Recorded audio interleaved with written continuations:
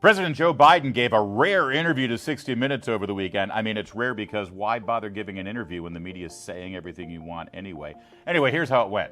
Mr. President, as you know, last Tuesday, the annual inflation rate came in at 8.3%.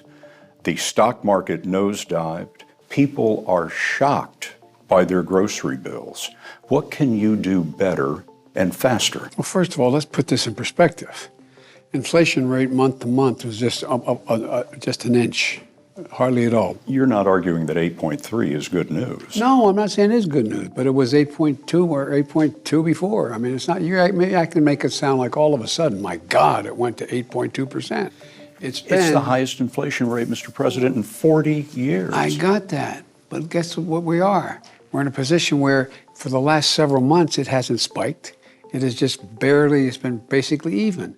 And in the meantime, we created all these jobs and prices have gone up, but they've come down for energy.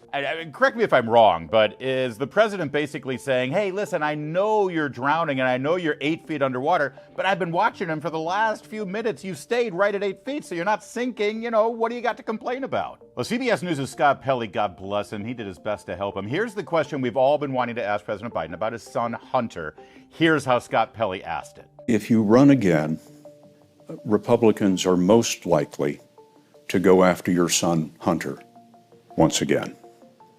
And I wonder what you would like to say about your son and whether any of his troubles have caused conflicts for you or for the United States. I love my son, number one. He fought an addiction problem. He overcame it. He wrote about it.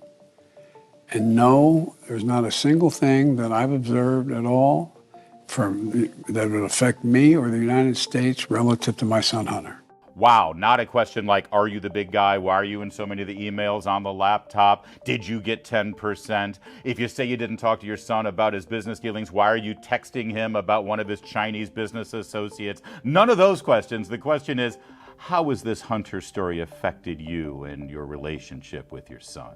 Then the president made a little news unexpectedly about our response if China ever invaded Taiwan.